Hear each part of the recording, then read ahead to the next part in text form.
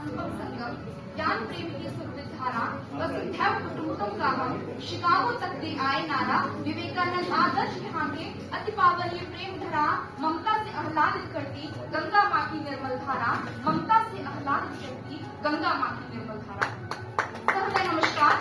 आपके विनायक हैं, शिक्षक एवं मेरे अन्य प्रिय श्रोतागण महोदय, आज सभा के मध्य हम सभी जिस विषय के मंथन हेतु एकत्रित हुए हैं वह है अमृत महोत्सव के दौरान वर्ष 2047 तक चल रहे अमृत काल हेतु लिए गए 5 प्रण व उनका उल्लेख। जहाँ पहला प्रण बात करता है विकसित भारत के निर्माण के संकल्प, जहाँ प्रत्येक भारतीय मुख्यतः मानसिक तौर पर यह संकल्प ले कि मेरे द्वारा किया गया प्रत्येक कार्य राष्ट्र हित में समर्पित होगा।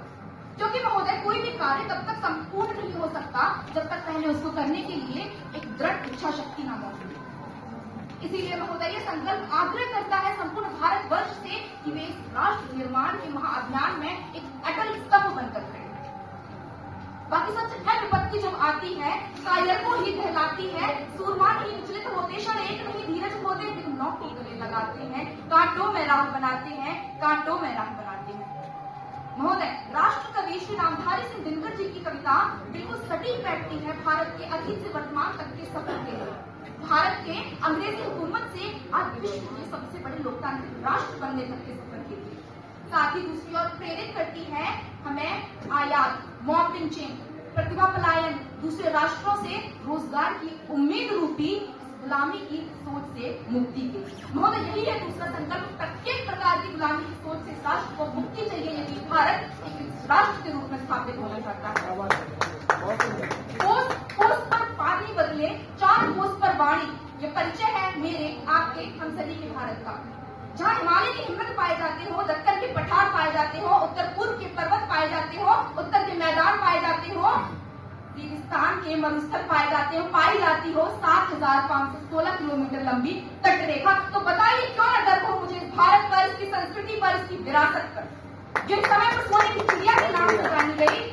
और महोदय इस भौतिकवादी विरासत के साथ साथ मैं प्राप्त करती हूँ भारतीय विरासत के रूप में स्वाधीनता के पुजारी महाराणा प्रताप का अकबर का आधिपत्य त्याग, घास की रोटियों को स्वीकारना।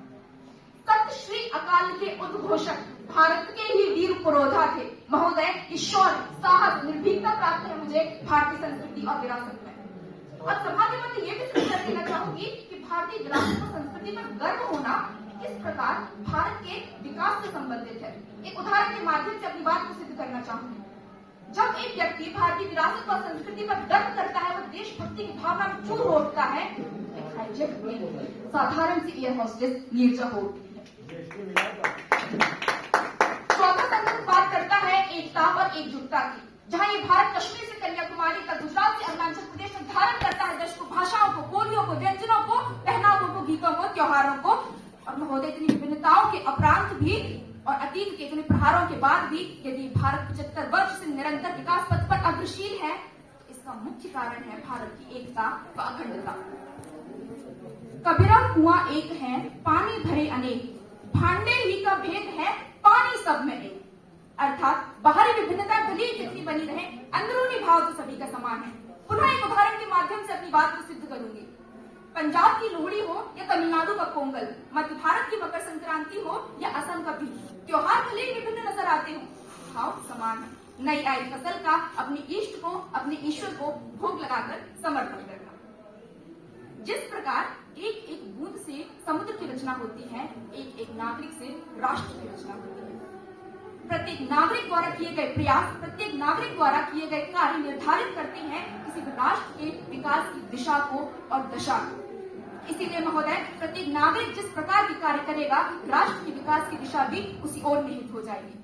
यदि स्पष्ट शब्दों में कहूं मुख्यतः तो एक विद्यार्थी का कर्तव्य है पूर्ण एकाग्रता के साथ पढ़ाई करना, एक शिक्षक का कर्तव्य है पूरी ईमानदारी के साथ शिक्षा देना, एक चिकित्सक का कर्तव्य है पूरी ईमानदारी के साथ अपने मरीज का इलाज करना।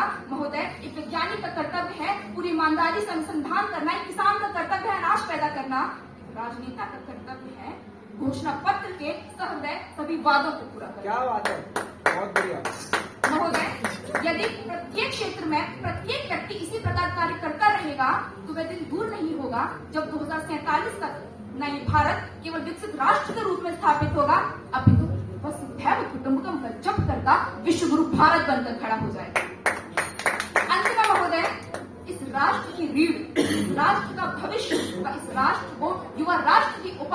जाने वाले युवा वर्ग को प्रेरित करते हुए अपने वक्तव्य के माध्यम से आग्रह करते हुए विषय को संजोना चाहूंगी कि यही नव भारत की उपलब्धि हो, यही नया उत्कर्ष हो।